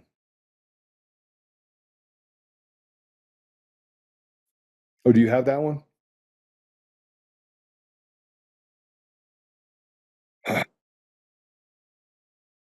Yeah, can you put that up? Can you put that up real quick? So let me tell you about this. There's a thing called Stop Anti-Semitism that says Tucker Carlson may now earn the title of Anti-Semite of the Year. And if you look at the pictures, a picture of him that says that Candace Owens was going to be the Anti-Semite of the Year, but now Tucker Carlson said, hold my beer. I have never seen Tucker Carlson say something that was anti-Semitic. Never. I've watched every one of his videos. Nick Fuentes likes to hear himself talk. He's a highly intelligent individual. Tucker Carlson gave him a voice and said, listen, I want to interview you. But because the radical left in this cancel culture that just embodies the ridiculous, and because it's not even based on any truth, they will run towards the exit and tell you, you cannot interview that person. You cannot give any sort of air to Nick Fuentes. It's the same thing that happens on nearly every platform that I'm on. I've been canceled on every platform. I mean, Rumble does everything they can because I went after Dan Bongino. So even having a presence on Rumble, I get it every day. Joe, I find it difficult to watch your videos. Joe, it's the same thing. And it doesn't matter. The idea is that they want to silence any voice that they don't sanction. The Benny Johnsons of the world that say that the white woman, that the Kirkhoff woman who planted the J6 pipe bomb, is now a black kid that, by the way, ran DoorDash in DC, even though they know this is the most ridiculous thing you've ever heard. They've now just kind of switched gears. I've never seen Tucker Carlson say anything that's anti-Semitic. I even watched the interview with Nick Fuentes. It wasn't anti-Semitic. All he did is just ask questions and got answers. And some of the answers that Nick Fuentes gave, they were true. And you don't have to like the fact that it doesn't maybe put people in a good light. It doesn't make it any less true. And you can't just sit here and tell me it's anti-Semitic to speak truth. It makes no sense. Are we supposed to pursue truth, or are we allowed to, or should we build a community that just allows us to cater to fantasies? Well, I think one of the reasons why our communities are falling apart is because we've catered to the fantasies. Tucker Carlson was on Sean Ryan's podcast. And I'm going to play it. It's 11 minutes, and then I got to go. So I'm going to let you guys listen to this 11-minute clip. But I'll say this. My brain right now is going 100 miles an hour. I'm kind of going through and I'm saying, okay, what has happened to me over the last 5 years? In the last 5 years, I've had my wife get attacked, my children get attacked. I've had to fortify my homes. I walk around at all points with a gun on. I have a gun. No matter where I go, I have a gun. Doesn't matter. At any point, I am battle ready at any point. Just over the last couple of days, because of Kyle Clark, I had the comments sent to me of, somebody needs to run up on Joe. Somebody needs to put Joe out, take Charlie Kirk Joe. It's like an everyday occurrence. And it's just going to take one of these guys to say, okay, I'm going to be I'll tribute. The left does not care what they do as long as they are suppressing the truth. They do not want the truth to get out. That's why they killed Charlie Kirk. It wasn't that Charlie Kirk was talking to young people. It's that young people were listening. And in essence, we're all now just chasing truth. Tucker Carlson was always, I would say, awake. But he never got the opportunity to, I think, step into the reality, the lights, and see what was really happening in the community. And now that he can, he's not just awake. He is very, very aware of everything going on in the community. And now he's not muzzled by Fox. He's not muzzled by a paycheck. Candace Owens, you can like what she says or not like what she says. But nobody ever debates what she's talking about. They just find a soundbite and try to make it so that they can take that soundbite and discredit her. And what'd they do to me? You had Jovan Pulitzer, Jeffrey Filio, the treasure hunter, a guy that basically has more sock puppet accounts and has never accomplished a thing in his life, except for grifting people out of $30 million for a QCAT, which is a scanner. It was a monumental failure. Here's a guy that was committed to an insane asylum because he has mental problems. And this is the guy that came out, was paid by someone to say, Joe, your notes related to Eric Coomer, we don't like your handwriting. Where they could basically create fake stories. Even the judge, probable falsity. We didn't even have a hearing. And the judge comes out and says, oh, the fact that you were on that call, probable falsity, yeah, we're going to give him depositions even before we go through the anti-SLAPP. That overruled a previous judge that sat on the bench for over 20 years. And the more and more you get down this, I've had every article written about me, and it doesn't even matter what they write about me. It's the fact that none of it's true, except for the fact that I did call for people to be tried for treason and hung because it's not a victimless crime. I did say that 100%. And I think it still needs to happen. I think we need to have military tribunals. I think what they have done to the American people by holding them hostage and bullying them to a place where they just, you submit to people like Kyle Clark, while they murder people with impunity and do whatever they want in the community and let people, violent people out on the streets so they can victimize our communities. No, I think those people need to be tried for what they've done. But over the last 5 years, I've just gotten to the point now where I've just accepted the fact that they can write anything they want. They can create this fantasy. And now they've done it they're doing it to Tucker Carlson, but it's not just the left that's now doing it. It's the same group of controlled opposition that come in and want to attack Tucker Carlson. They want to attack Nick Fuentes. You can say, well, he's an anti-Semite. Maybe he just recognizes the fact he can't indiscriminately kill hundreds of thousands of people in an area. I mean, even Bill Mowers and whoever the commentator, they got into this huge argument. I can't remember, but I was watching it and I go, she's talking about the fact that you can't just come in when they throw a rock and just blow up an entire building and kill 1,000 people, but that's what they've done. And it doesn't mean that you're anti-Jewish if you recognize that they're overrepresented inside the United States and that basically Israel gets a free, get whatever you want. It's got a get out of jail free card.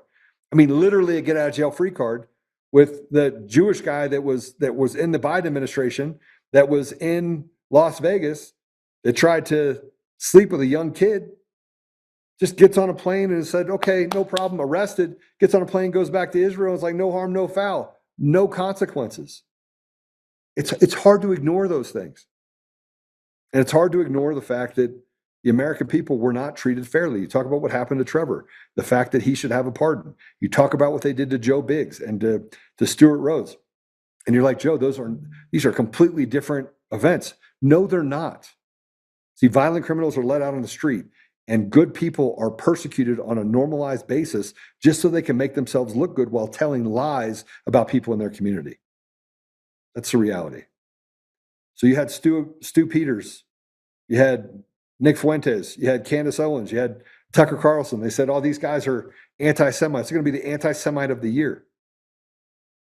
And yet I went and researched 100 hours, a couple hundred hours, and tried to find things that they said they were anti-Semitic. I couldn't find one thing. Now, I found things that they said about people that were leaders of Israel and bad things that they had done to other people. I found those, but they were true. Does it mean that I don't like my Jewish friends? No, because they're not the ones pushing the button to kill hundreds of thousands of people. And the same thing could be said for what we did in Iraq and Afghanistan, where we killed indiscriminately hundreds of thousands, millions of people under the guise of weapons of mass destruction. We got rid of Saddam Hussein, and what came in was a vacuum of worse. Look what happened in Syria and Egypt, and the guy that we had declared a terrorist, now 10 years later, he puts on a suit and a tie, and all of a sudden that guy's now our friend. We have this mentality in this country where we think that the political mechanisms that we have are sensical, and they match exactly what is happening in our communities. A justified persecution of the American people and a suppression of absolute truth. So I want you to listen to this 11 minutes. I'm gonna pray us out, then we're gonna let you do the 11 minutes because I gotta go. But just something to consider. Maybe it's not anti-Semitic. Maybe you have a group of people that have controlled or taken control of an entire other group of people. Maybe you just got bad people been promoted to the point where the bad people, and they just happen to be, by the way, there's just as many bad Catholics and they stick together too. And there's just as many good Catholics, which is why I brought up the game theory, trying to push all this stuff together into a very short period of time. But something to consider is maybe they're just saying that you shouldn't kill people indiscriminately and there should be a set of rules for everyone and not this set of rules that says, hey, we get to persecute people and we get to create political pawns, while over here, not one person has been arrested for what they've done to the American people. And I'm not just talking about 2020. I'm talking about going back to 2012, when we had Congress pass a law called the Smith-Mundt Modernization Act that allowed for them to lie to the American people with impunity and make it legal. And yet nobody's even talking about it, except for Thomas Massey. And then he becomes a threat. And then you have this fight, Marjorie Taylor Greene's fighting with President Trump. We got all this stuff that's happening. And frankly, the only people that lose, the only victims in all this are the American people. Both the left and the right, they get to eat. They get to continue to eat. And the scraps get thrown down. And then they want us to fight. So Tucker asked the question, a really simple question: are we headed towards war? Are we headed towards a civil war? And what does that even look like? What does it look like? He believes that we are. So let's pray it out, and then you guys can watch this 11 minutes. Father God, thank you for the opportunity to be here. Thank you for Trevor. Thank you for his commitment to go back into law enforcement and to serve the people in his community. Thank you for the work that President Trump has done. Thank you for the work that our leaders are doing and kind of making heads and tails of all this nonsense that they have to push through every day. Look, we know that we have a lot of people inside of our government that are just not very good people. And so cleaning it out is going to be a little bit more complicated. But Father, I just ask you to give our president and the people around him the ability to make hard decisions, and that the people inside of our community can stand up and do the right thing to help him fight against this nonsense. I'll ask you to help Tina Peters, that she may have the burden lifted off of her, and that Tina can, she can get out. Help us that we may continue to push forward to restore you to our community and to our country, and that we may call what a spade is a spade and call out what is wrong, regardless of the consequences, that we may have courage, even as we're getting bullied by people that frankly are just terrible, evil people. I ask these things, Father, humbly in the name of Jesus Christ. Amen. All right, watch this 11 minutes, and I will see you guys tomorrow. Come on, dude. We're moving toward one of two endpoints. One is a totalitarian society where you just don't have the option of disagreeing. You have to obey because you've got programmable digital currency and universal surveillance, and you just have to do what they say or they'll starve you to death. It's not going to work here. I hope it, I pray it doesn't. It's not going to Or work. we're going to have a revolution.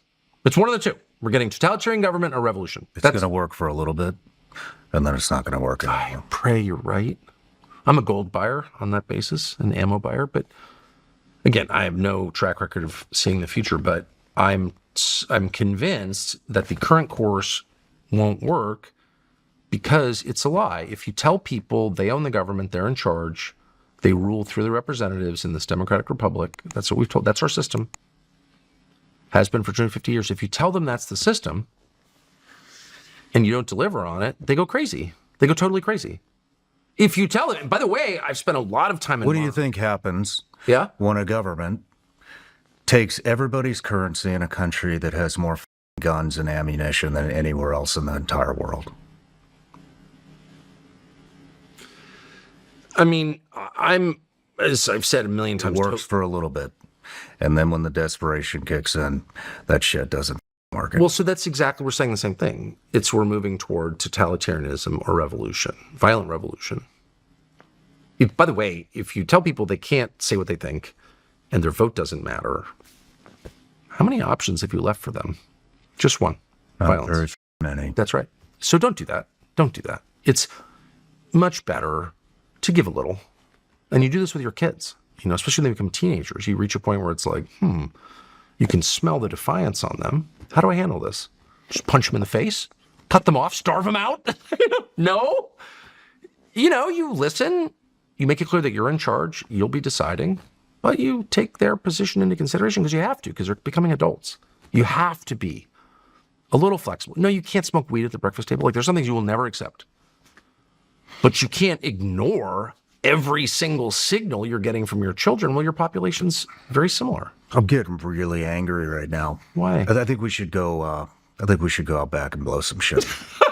Sorry. Where do we go from here? So, well, it's always darkest before it's completely black, as you know. Sorry, I'm stealing someone else's line, but I do like that line. I don't know. I mean, clearly just in political terms, we're at the end of something and the beginning of something new. and no one wants change. I don't, but we're not in control. And the current system clearly doesn't match the moment at all. And so it's changing, and it'll change along probably predictable lines, but also in some unpredictable ways. But I'm for democracy. Most people are not. The overwhelming majority of people don't want democracy. They just don't want it. They don't like it. It's tedious and annoying and too imperfect, and they want results. And so we're moving towards something that is not what we had before. And, you know, I'm not in favor of that. I wish we could return to 1985, but we can't. So, but you have to just reduce the amount of lying. Like, lying is bad. Lying is bad. It alienates you from other people. It alienates their leaders from their people they lead. Everything about it is bad. Just no more. Let's just stop lying. Gen Zers are definitely not responding to the traditional bullshit. I mean, you had mentioned that they're, you know, that Nick Fuentes is, they are gravitating towards that. Then you got, you know, the other side, Memdani, you know, just won mayor of New York. I mean, what in your mind, what do you think? They're branches 10, on the same 20 tree. years now from now, what does it look like? I mean, look, does it look the same? I feel weird speaking for people 30 years younger than me or more. What do I know? But I have actually made an intensive, longitudinal, good faith effort to find out because I matter. Plus, I've got a ton of kids in that age range. And my impression right now is that, of course, they're enraged. Both sides are enraged by people serving Israel. What? Stop with the Israels. Be quiet. Nobody cares about Israel. Just shut up about Israel. But I don't think it's primarily about Israel. I really don't. I don't think people care that much. I know I don't care at all about Israel. I really think it's about economics. I really do. I think that's what Mamdani and Fuentes have in common. And there are a bunch of people who want to pretend it's about ethnic hate or even about foreign policy. I don't believe that. I don't think the evidence shows that. I think what they're really mad about is the lack of opportunity, economic opportunity that they know they're facing. And then if you look at the debt loads, that's what I look at. Like how much debt does the average 30-year-old have and who does he owe it to? And it's overwhelming. It's like unbelievable. I had 10 grand on a credit card once. I mean, I literally couldn't sleep over it because that was weird. You know, 25 years ago, 10 grand. I just didn't make enough money. I had to get another job. It was fine. But debt is the problem for young people. And what's so infuriating and alienating is that both parties are completely on the side of the lenders and not the debtors. And in fact, it's a symbiotic relationship. There is no borrowing without lending and vice versa. They are engaged in this dance, and ultimately one is basically exploiting the other. That's just a fact. And no one will acknowledge that. So the Democratic Party is like, well, everyone has too much student loan debt. Well, so who's benefiting from student loan? Well, the student loan lenders are benefiting, of course. But so are the colleges. They're being subsidized for like garbage. It's garbage, right? They're getting rich from these student loans. The colleges are. Mm-hmm. And their administrators. And then so are the lenders. But the Democrats are like, well, so because of this, we're going to get rid of student loan debt, but taxpayers are going to pay for it. Really? So you spend your life trying to pay your kids' college tuition. It gets super expensive because the lenders and the colleges are getting rich, and then you have to pay for other people's college? Like, what? And the Republicans are just like, shut up, pay your debts. It's your fault. Which is partly true. You accrue a lot of debt. You shouldn't have. On the other hand, it's not just you at fault. So here's the analogy that always occurs to me that I never hear anyone use, which is drug addiction. So you got the drug addict, and we disapprove of drug addiction. Of course we do, you fucking drug addict. But ultimately, we don't punish the drug addict as harshly as we punish the person who sells them the drugs, do we? Who's worse, the addict or the dealer? Obviously the dealer. Look at the penalties. Look at the moral outrage. Are we matter at Pablo Escobar or some guy dying of a drug OD in Central Park? It's not even close. Pablo Escobar is the root of the problem. He's the one getting rich from the addict's misery. Well, I have no idea why we don't assume the same posture toward debt. Yeah, the kid shouldn't be, 50 grand in hock to a credit card company, but what about the credit card company? They have no role in this? They sent this kid a credit card offer in college when he's 23? They're letting him buy DoorDash on credit, which is very common now. Buy now, pay later, that's debt. It's disguised, no interest, but there are late fees. It's debt, and it's debt slavery, and they're enslaved by it. But the slave master never gets blamed, only the slave? Tell me how that works. That is totally illegitimate. It's immoral. And it's on us as adults. I mean, I have no debt. That's rule one, no debt. I won't buy, I can't afford it. I'm not buying that. Not because I'm a virtuous person, because I'm so afraid of debt, because I know that it means no freedom. I'm indebted. I'm literally indebted. I'm not free. And no one ever says that. Anyone who says it is like, shut up, socialist. But even the socialists aren't saying it. That's what blows my freaking mind. That's when you know it is a real conspiracy. You talk to the DSA kids. Oh, I'm so radical. I'm DSA. Whites are bad. I'm pro-trans. That's not radical, dude. That's just stupid. You want to challenge power? Why don't you criticize the banks once in a while? What? All they want to talk about is race and gender. Where's the real power? In white supremacy when whites are dying off? It's not a white supremacy, son. It's at Citibank and JP Morgan. You didn't know that? They themselves are tools of actual power, left and right. The right is way off into libertarian economics. Just the free market. There isn't a free market in this country, period. Hasn't been. In my lifetime, for sure. There definitely isn't. Now it's a monopoly economy, obviously. And then the left is way up and all this other garbage meant to divide the population against itself to keep them from challenging actual power. And I'm not for revolution, but we're going to get a revolution if we don't readjust a little bit soon. So I would say let's hold lenders at least as accountable as we hold debtors, because that's fair and obvious. And in fact, I think lenders are way more culpable than borrowers. And let's take a good look at the interest rates. No society has ever allowed usury at the scale that we do. Oh, shut up. You can't talk about usury. Why? Because you're benefiting from it? F you. I'm not afraid of you. Like, are you? No.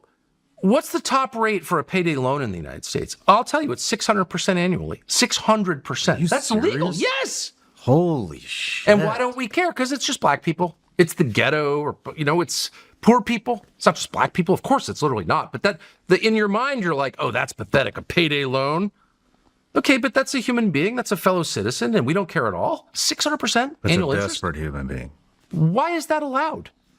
Why is it so hard to say, how about no? The same reason you can't make my daughter into a prostitute, OnlyFans, because it's disgusting.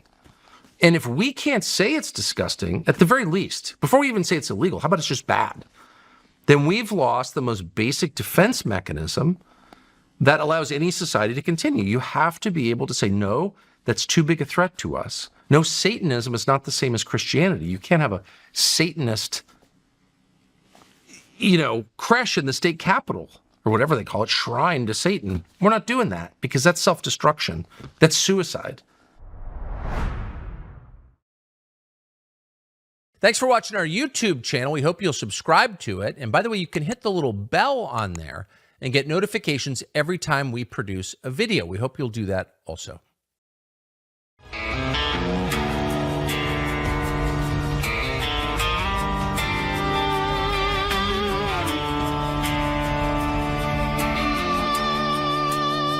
Rise up untamed in the heart of the fire where the wild ones roam. Joe Oltmann's calling, bringing truth back home. From conservative daily to this untamed fire, we shatter the silence, lifting spirits higher. No chains can hold us, no lies can prevail. Authentic and fearless on this rugged trail.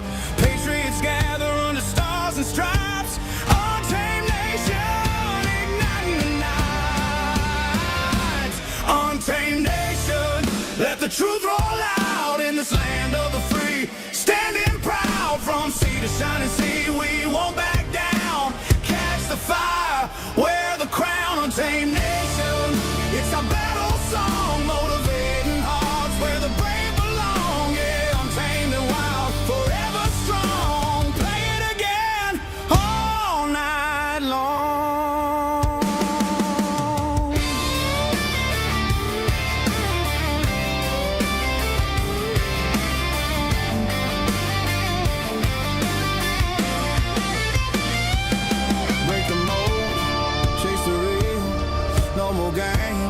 Time to heal. Joe's voice leads the untamed crew. True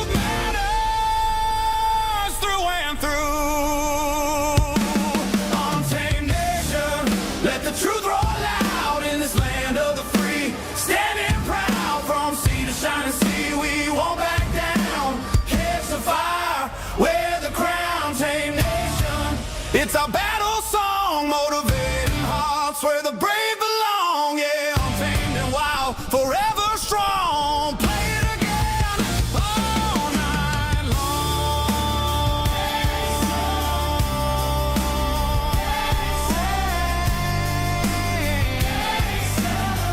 Truth forever.